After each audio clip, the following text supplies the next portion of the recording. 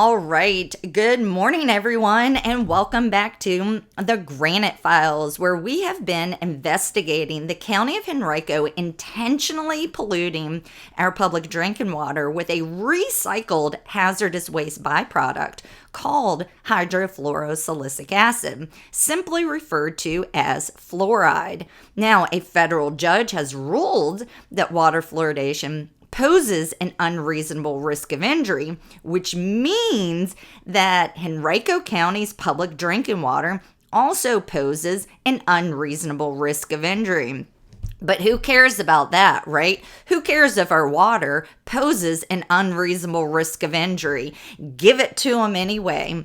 Also, doctors are barred from writing fluoride prescriptions to children, but not the waterworks operator. As the kids say, the math just ain't mathin'. Now, what do I want to discuss with you today? Well, I got in the mail a flyer from Congressman Rob Wittman. Now, I've spoken to Congressman Rob Wittman several times before and asked if he can help enforce the Federal Safe Drinking Water Act. Localities are intentionally polluting the public drinking water. Seems kind of like there's a problem, don't you think? But he says that his hands are tied and there's nothing he can do about it. Now, I find that to be rather confusing because on this flyer, Congressman Rob Wittman says that he's going to hold insurance companies accountable. Now, if he has the ability to hold insurance companies accountable, why doesn't he have the ability to hold waterworks accountable? He can help either criminalize intentionally polluting the public drinking water, which actually, according to the Federal Safe Drinking Water Act, it's already illegal. So really, he can just help enforce the laws that are already on the books, both the federal law and the state law. Now, he's a federal guy, so he can help shore up the federal laws and enforce the federal laws. But again, he says, my hands are tied. If you want pure water, then you need to go out and get it yourself. I find that to be rather confusing. Now, recently, I had the opportunity to meet with some of the, well, I shouldn't say some, one of the individuals that was running in the primaries. This individual is a woman named Kim, I think Farrington maybe was her last name. From my memory, I think she used to work for the DOJ. I'm not really familiar. This was a while ago. But the point of the matter is I was able to attend a meet and greet, right? And it was a very intimate setting. And she gave me a lot of her time. I brought information. I explained what's going on. The Virginia Constitution requires pure water. We have state laws that require pure water. We have waterworks regulations that require pure water. So what can she do to make sure that Virginians have access to pure water as defined by the current state law? Now, after speaking with her for some time, she thought, well, this is kind of outside of her control, and that if I want pure water that's safe for pregnant women and babies to ingest, then I need to go sue the bad actors that are intentionally polluting the public drinking water with hydrofluorosilicic acid. Remember, EPA defines this as a contaminant, right? And the waterworks regulations define this as a pollution because it doesn't promote the potability of water. And the FDA defines this as an unapproved drug, right? So she says there's nothing she can do about stopping localities from polluting the public drinking water with a recycled hazardous waste byproduct that the FDA defines as a drug. Incredible, right? But nonetheless, that is what she said.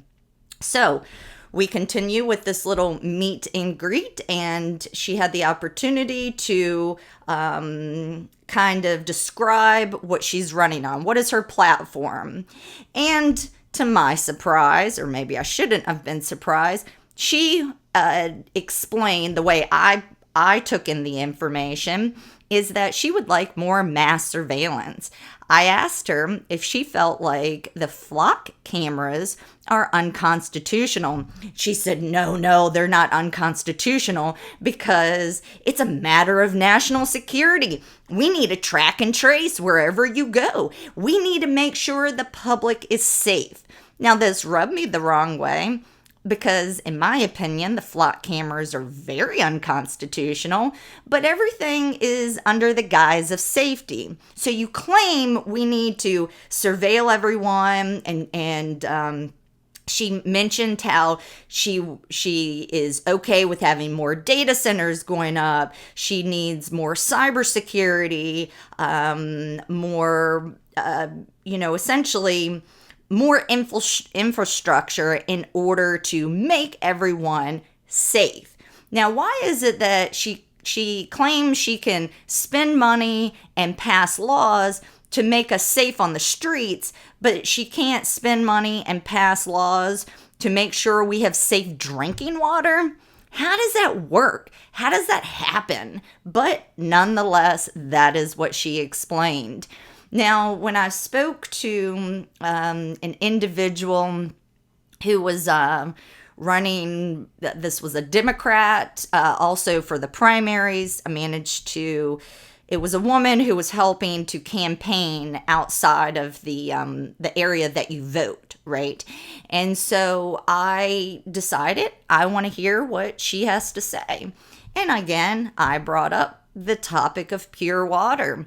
What can your guy that you're supporting do about ensuring that we have pure water? Remember, the Virginia Constitution requires pure water. We have a definition of, forgive me guys, a definition that requires pure water. So what can you do about it? What can your guy do about it? She says, I don't know, my hands are tied. If you want your county to stop intentionally polluting the public drinking water with a recycled hazardous waste byproduct, it's up to you, peasant girl, to hold your government accountable. Take them to court. Sue them. It is your job, right? Okay, so we shifted and I said, what is tell me what your guy can do for us. Why should I vote for your guy? And she proceeds to explain that he can help make sure we're all safe by building up more infrastructure to, again, track and trace us, right? So they can make us safe by tracking and tracing us, but they can't make our water safe? Make that make sense. Then she goes on to explain that the other way that this individual who she was campaigning for is going to make us safe is regarding our air, environmental issues. So we're going to go after people who are polluting the air. We're going to go after people with, cars and gas stoves and, all sorts of, energy things. So they're going to go after our energy structure and make sure our air is safe. And I said, well, if you can make sure our air is safe, why can't you make sure our water is safe? And she was like, that's a really good question. I don't know. I don't know why we can pass laws and enforce laws to make sure to do all this environmental stuff, but we can't make sure that we have safe drinking water for pregnant women and babies, right? So then, and also, the other thing, I want to backtrack with Rob Whitman's flyer. He discusses how he's going to ensure that families, have access to proper health care and such. Well, how about we stop with polluting our public drinking water that's damaging people's thyroid. It's damaging people's teeth, causing dental fluorosis, cracked teeth, reducing people's IQ, damaging people's kidneys. How about we do some preventive health care, right?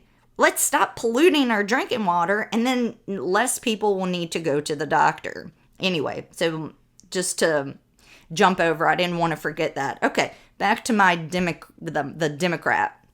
So she goes on, okay, clean air. We're going to, they know how to spend money, right? They know how to spend their money. But once they pass these laws, they say there's nothing to do about enforcing the laws already on the books. Their hands are tied. Okay, then she moves over to the topic of abortion, of course, right? We've got to talk about this. And she describes how, she's gonna vote for them, and we can ensure they have access to health care, access to abortion, and make sure that women can have abortions. Well, why is it that we can make sure that women can have abortions, but we can't make sure that women have safe drinking water? This is insane. I feel like we are living in upside down world. Now, when I then go over, okay, so we talked about the politicians on the federal level, right? My hands are tied. I can't enforce the Safe Drinking Water Act. There's nothing we can do. You peasant girl, go take care of it yourself. Same with the woman running in the Republican primary and the Democrat running in the primary. There's nothing we can do. Okay, what about the local government? Well, as y'all, if you've been following this channel, when I first approached the county of Henrico, I said, why did you add the hydrofluorosilicic acid back into the drinking water? They took it out for a year. They intentionally, because they know it's harmful. Why did you put it back in? You know it's bad. You intentionally, the piece of equipment malfunctioned. It actually corroded. And so they couldn't feed fluoride, and so they didn't want it in the water. So they just intentionally did not replace the equipment because they wanted it out of the water. The waterworks operators hate this stuff. They know how deadly this is. Why did you guys add it back in? And they said, well, again, there's nothing we can do. Our hands are tied.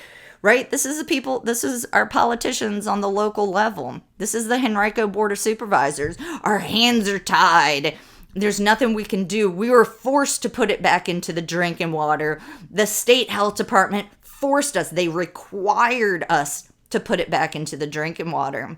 And then when they understood that is not the truth, and that the accusation against Virginia Department of Health is that they use suggestive language that it was required. In other words, the county of Henrico, they assert that Virginia Department of Health tricked them into adding it back in, tricked them into thinking that it was required. And if you recall, the Department of Public Utilities Director, Bentley Chan, kept, standing up high saying VDH is requiring it. VDH is requiring it. And then he changes his tune to say VDH requested it. Well, require and request are two different things.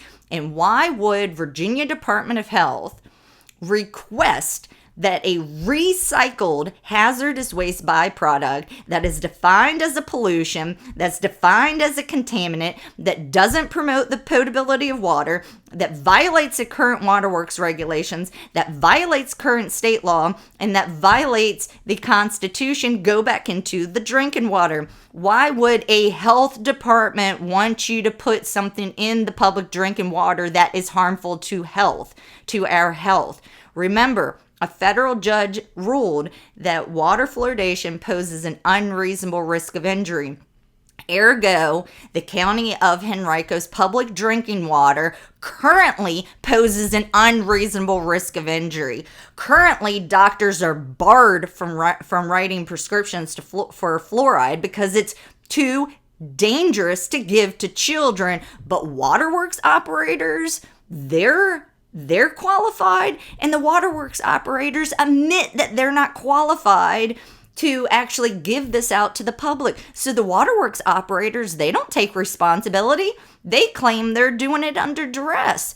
The DPU director, he thought fluoride was a nutrient. Fluoride is not a nutrient. He clearly is not qualified to decide to mass medicate the public. And the Board of Supervisors, they can't, they're just running around in circles. They don't know what's going on. If you recall, the Board of Supervisor, Tyrone Nelson said, yeah, I support water fluoridation. I trust the CDC. Who trusts the CDC after COVID and the Tuskegee experiment? Who does that? Like, who says that with a straight face? Anyway, guys, that is all. I've been meaning to discuss this angle of the politicians.